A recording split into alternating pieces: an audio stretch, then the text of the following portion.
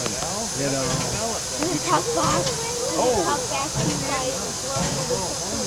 Yeah, but most of the times it will talk back by just kind of the sound of the chug, chug, chug. That's where you can tell if the engine really likes you or not. Oh, she's talking a lot.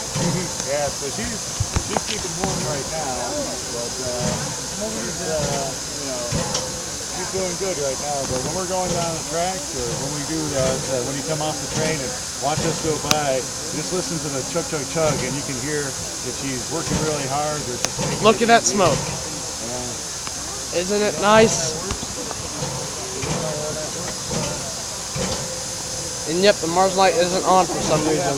You watch the videos online? Oh yeah, the horseshoe curve. Yeah. Were you on that? No, I wasn't on that, but she was working awfully hard that day. She was, that was kind of a tough hill for her. She did all right. Excuse me, sir. The 765 has an 8 and 5 chime, does it? 6 chime, I think. 6 chime. Yeah. Which whistle do you think would sound better on the 765? Any whistles. Maybe if I chose a whistle for the 765, it would be the Pennsylvania 3 chime. Yeah. I remember when the 765 wore it in May I make a 2012. suggestion? Remember that? Can I make a suggestion? Yes. I like the whistle she has now. Oh, you like the whistle he has on now? It's my favorite whistle. 760. Hey, 765 is a good boy, isn't he? Sound like it. It's the most beautiful sound out there. Look at that daddy.